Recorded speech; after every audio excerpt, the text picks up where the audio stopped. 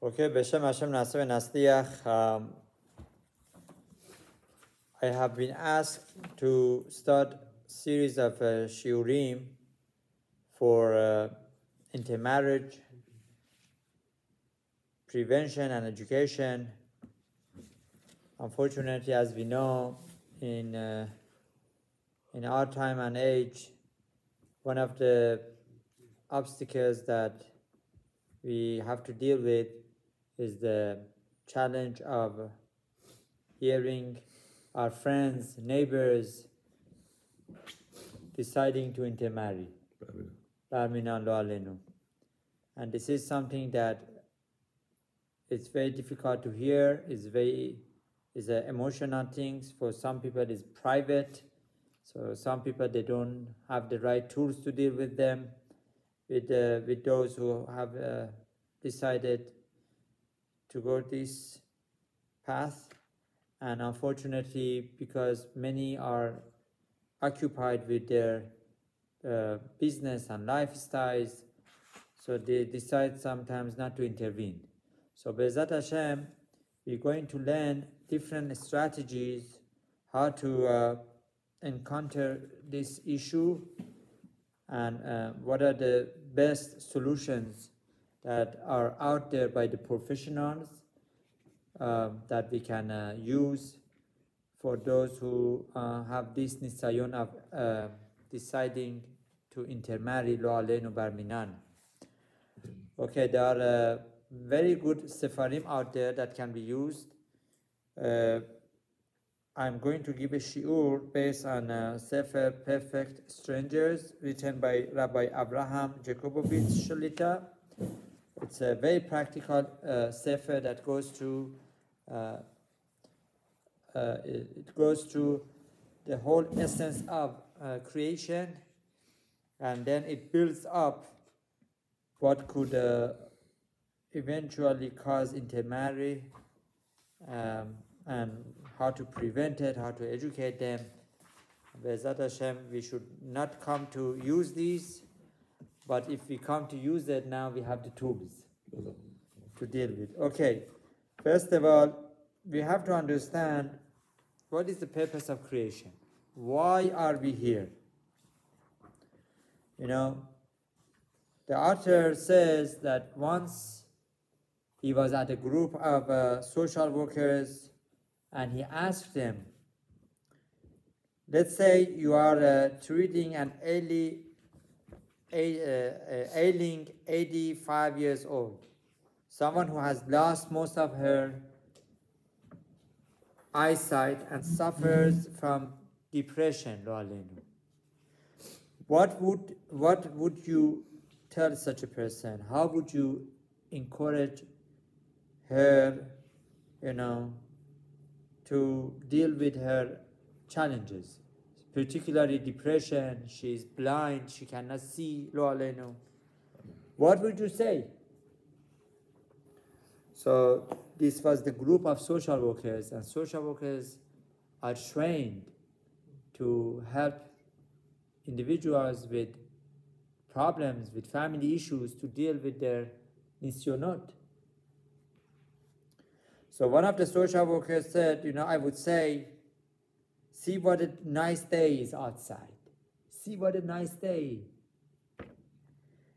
So Rabbi Jakobovitz said, it's beautiful, but she is blind. She cannot see. Right? How you want to encourage her? You're making her feel even worse now. Right? So another person said, another social worker, think about your children. They are so wonderful. They're so nice. And she doesn't have any children, unfortunately. She never got married, apparently. Right? So,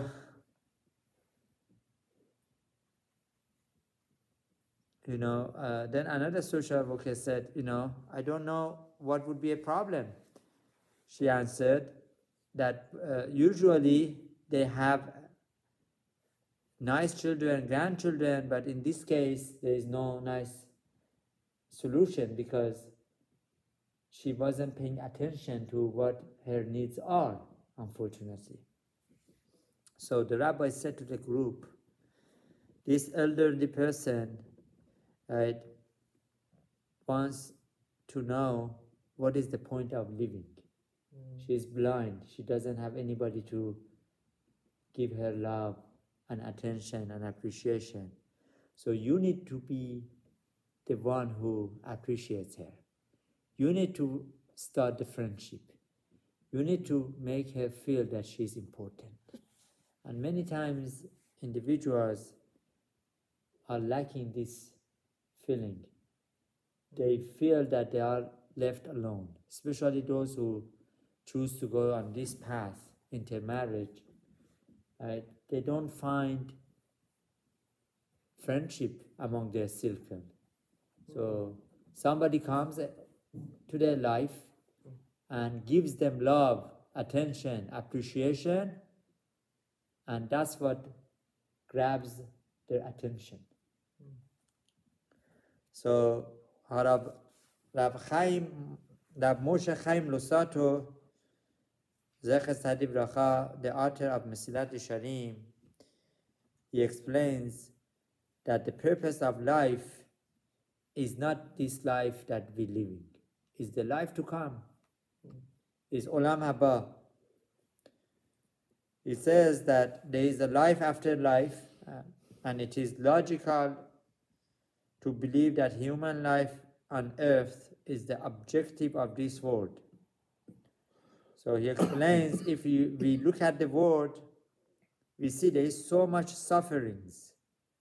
So many, unfortunately, so many people are born with disease, all sorts of issues, lo alenu, right? Some babies cannot even make it. There is so much miscarriage going on in communities, lo alenu. I believe 9 or maybe 8 out of 10 couples go through some sort of miscarriage among, unfortunately, maybe I'm wrong, hopefully I'm wrong, but especially among Orthodox communities. Right? 8 of 10? 8 out of 10, perhaps. Especially nowadays, it became very, very common, unfortunately. Some sort of miscarriage. Maybe less, maybe 6 out of 10, maybe. Not sure. Right? So, the purpose of mankind has been debated by thinkers and philosophers, Jewish and non-Jewish, in virtually every culture and generation. If we stop to think about it, we realize that the point that they all have in common is that their search is predicted on the idea that man has a purpose. So if there is a purpose to man, and especially a Jewish man, Yehudi, we need to find out what that purpose is, right? And what is the goal of living, right? It is what gives so many people today a goal to live for. This way, if you know what the goal is, you never become depressed. You're working your way up to that goal, that objective. So the purpose of living, according to Judaism, is to prepare our soul. Because soul comes, nefesh, ruach, neshama, chaya, yechida, right, is something that comes, right, from HaKadosh Baruch Hu, and this is what HaKadosh Baruch Hu gives it to us, as we say in Elokai Neshama. Elokai Neshama Shenantati Bi Tehora. The Neshama that HaKadosh Baruch Hu gives to us is Tahor. And we need to give it back to Hashem Tahor. So the purpose of living is to prepare the soul. And then this soul has to become ready. So HaKadosh Baruch Hu has prepared this olam, that one should not go through this life achieving olam haba for no reason. Na'amadik sufa, that it should not be the bread of shame, that we should achieve our world to come. So that's what Ramchal explains in Derech Hashem and also in Mesilat Yesharim that there is a purpose for life, and we need to focus what the purpose of life is. Right? Now, this goes on to explain that it is noteworthy to say that Talmud calls a human being a small word, olam qatan. A person is olam qatan. Right? The Hebrew word for olam, the word is olam, related to the word for hidden. Olam is also related to the word of hidden, ne'elam. Right? So which means we see that the world that we're living in, the exterior world, is infinite, filled with secrets. Right? You come tell me why Sadiq Verado Rasha Vetoblo. Welcome to the Olam that is all filled with secrets. It's Ne'elam. Especially after the destruction of Beit HaMikdash. This world that we're living in is supposed to be Hester Panim, that HaKadosh Baruch Hu's face is hidden from us. Right? So we need to come understand ourselves that this world is not a perfect world and is filled with nisyonot. And when somebody has this nisayon, right, we don't judge him right away. Right? As our Chachamim teach us that we're living in a world that there is so much lack of education. People don't know. Even those who went to Jewish schools, right? They forget the values of Judaism. They go to this olam that is filled with, nisyonot and challenges and so much unfortunate difficulties. And in these difficulties, what it happens is that they lose themselves. They are tricked with all sorts of not realistic love, right? That which they call love in Judaism, that which they call love in their culture in Judaism is chet, is sin, right? So once we have identified our very essence, right? Why are we here? Then we can start a conversation with these people, with these individuals, right?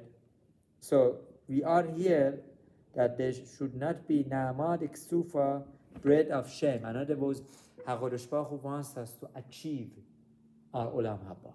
That's why Hashem has created a whole platform that originally for Adam Harishon was not to eat from Es Hadat, from the forbidden fruit. That was his only nisayon, and he encapsulated. He had all the neshamot of future beings in him, and by him, if he would have controlled that desire, that desire of not eating from Es Hadat, that would have been the whole nisayon.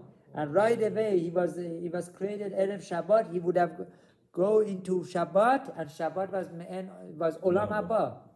He called Shabbat Me'en Olam Haba. Shabbat for Adam Harishon was Olam Haba. He was created in Gan Eden. He was right there. He had this nisayon just a few hours before Shabbat. Right? Now we have to fix it the whole lifetime. Right? Now, this section, this very important lesson is like this. In HaKadosh Baruch Hu's Olam Emet, the word of truth, there is a logical rule. No godly being can truly enjoy anything unless it is deserved. Right? So that's why we need to deserve it. Now he explains a wonderful example. Imagine if a high school student drops out from school, right? And all of a sudden, he's dropped out. He's awarded with a doctorate degree, right? Is that right, doctor? Doctorate, they say, degree in nuclear physics. Persians would love him. Right? They would hire him right away, right? Now, is that an honor? Is that an honor? This high school student, right? doesn't have a diploma yet, right? He knows the truth deep down. He knows that he doesn't know anything about, nuclear physics, right? What kind of honor is that for him, right? Imagine if he's asked to come give a speech and they ask him a simple question, right? And he can answer. What a shame would be to him. What an embarrassment, right? So too the human soul. This is the part of HaKadosh Baruch Hu himself, right? Certainly would never be able to enjoy the eternal goodness. Imagine our neshama goes to Olam Haba, gets the front seat. Right? As we know, as the Gemara says, that Olam Haba, the pleasure of Olam Haba is to be near to Qudsa Baruch Hu, Ushchinte HaKadosh Baruch Hu, the source of our beings. Right? The closer that you are, the greater the enjoyment. Right? And this person didn't keep kosher, didn't keep kashrut, didn't keep Shabbat, mitzvot. He can't be there. He doesn't belong there. He's going to feel bad. That's another interpretation what Gehinam would be, that the person goes to Olam Haba and sees that he didn't use his opportunities. And instead of using his opportunities to get close to Hashem, he had Orme sabzi, kebab, sushi, whatever you guys call it, this pleasure of this olam. But that is temporarily.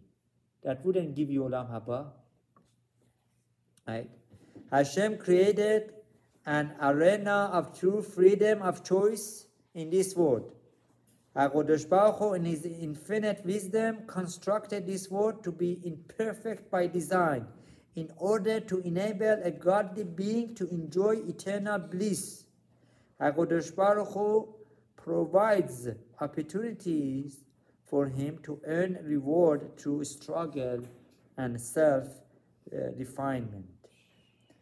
So the reason we are here is to refine ourselves, to be metaken our neshama, to go through all the obstacles, to become closer to HaKadosh Baruch Hu, and to earn Olam Haba.